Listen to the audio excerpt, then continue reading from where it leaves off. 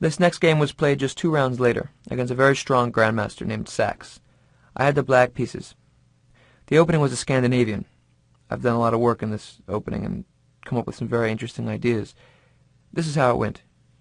e4, d5, e takes d5, queen takes d5.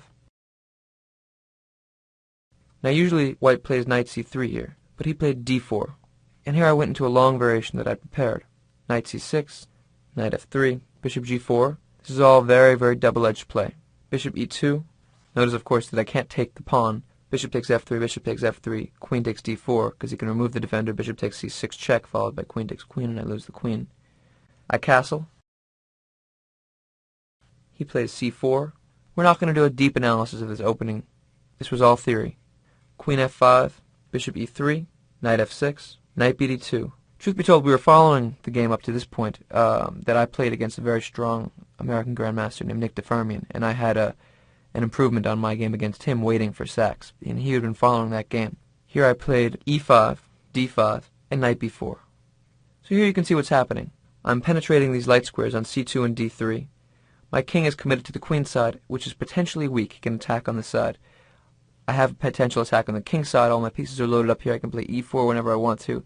It's a double-edged game. Very complicated. After knight b4, he played rook c1, a pawn sacrifice. Knight takes a2, rook a1, knight b4. He castled, and I played a6. So now, white has sacrificed a pawn in order to have a little bit of an opening onto my king side. The a file is opened up. If he can ever play b4 and b5, it'll be very good for him. On the other hand, my knight is firmly on the b4 square. Can't get kicked out by any pawns. My queen is well placed. I can play e4. In the center, I can potentially play bishop d6, e4, attack on the king side. So I like my position with black. From up to this point, we had both been following my game played in New York City against Grandmaster Nick DeFermian the year before. And he had played h3. In that game, I had played bishop takes f3, knight takes f3, and bishop d6. But what I had prepared for over a year was the improvement c5. A very strong move which solidifies black's advantage. Next move I can play e4 if I want to. Also the maneuver knight c2 to d4 is possible.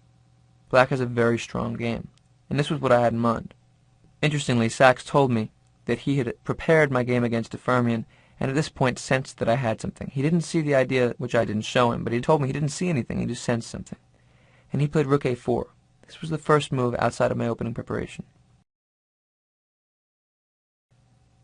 Black's game is better. But once again, we feel the psychological reality of having difficulty with transitional moments. I had to find the best move. Now, if this had simply been a chess position, I would have very easily seen that at the heart of this position is that my knight on b4 needs to stay there. Why? Because if it disappears, he can play b4 and b5 and begin a big queenside attack. When it's on b4, it's a very, very strong blockade. I'm up a pawn, and I can nurse my material advantage without giving him any counterplay. Also notice that my knight on b4 holds the a6 point in case he wants to try any sacrifices. He can't play c5 because d5 falls. He has very little that he can do right now unless I release the tension, which is just what I did. Thinking very little, I played the move knight d3.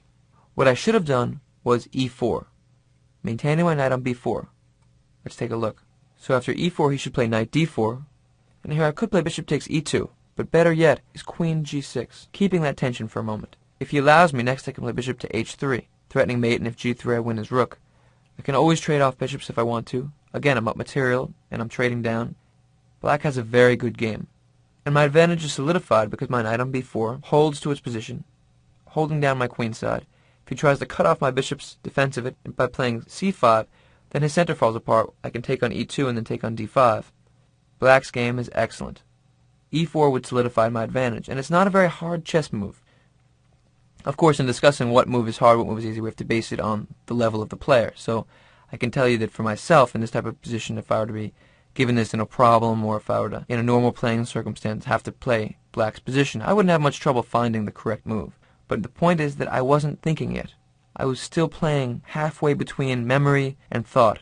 I wasn't yet immersed in the struggle. I had difficulty with the transition into playing chess. And after knight d3, my opponent was able to build up a very, very dangerous attack because I released it. By moving this knight, it's like I opened up the floodgates for his attack onto my queen side. And he took advantage of it very beautifully.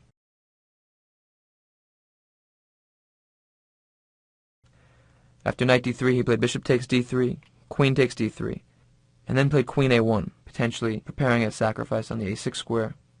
I defended my e5 pawn with rook e8, and now he began a beautiful sacrificial attack with b4.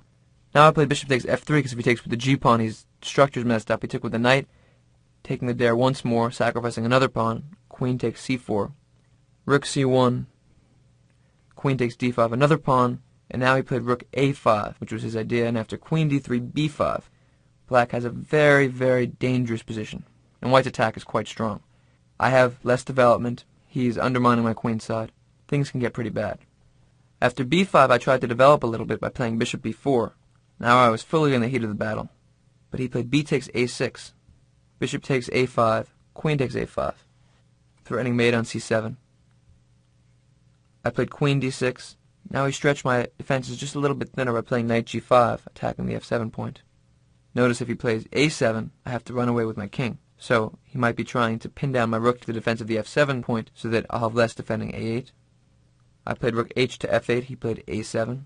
And after king d7, he continued with the very strong bishop to c5. You can feel now that although I'm up a few pawns, I'm in a lot of trouble. And all of this is because of the one mistake, playing knight d3, releasing all the pressure. When you play against top grandmasters who are very, very strong attacking players like Sax, you cannot allow them this kind of opportunity.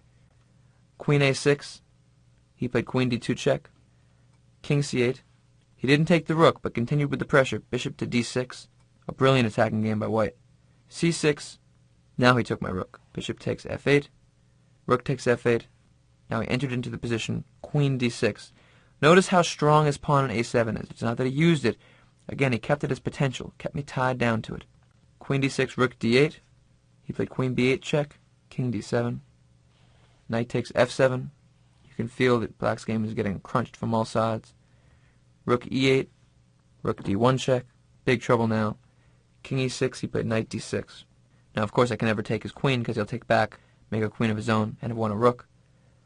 I played queen a4. He moved to safety, simply rook f1. And after rook g8, he played the very strong move, knight c8, blocking off my rook's defense of the a8 square. I played queen f4.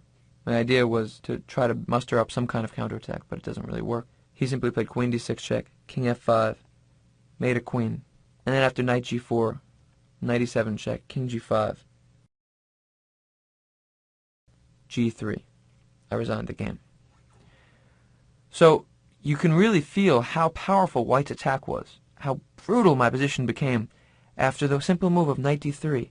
And the sad fact of the matter was that this long, hard defensive battle where I was trying desperately to save my king, all could have been avoided if I had simply thought in the moment where I had to think. After he played his new move, rook a4, if I had solved the problem correctly by playing e4 and keeping the bind on his queen side with my knight on b4, everything would have been good.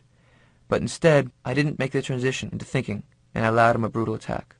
So the first game of this theme, I made that mistake in the opening, and I was able to come back and win the game. This one, my opponent punished me very badly. Let's take a look at yet another.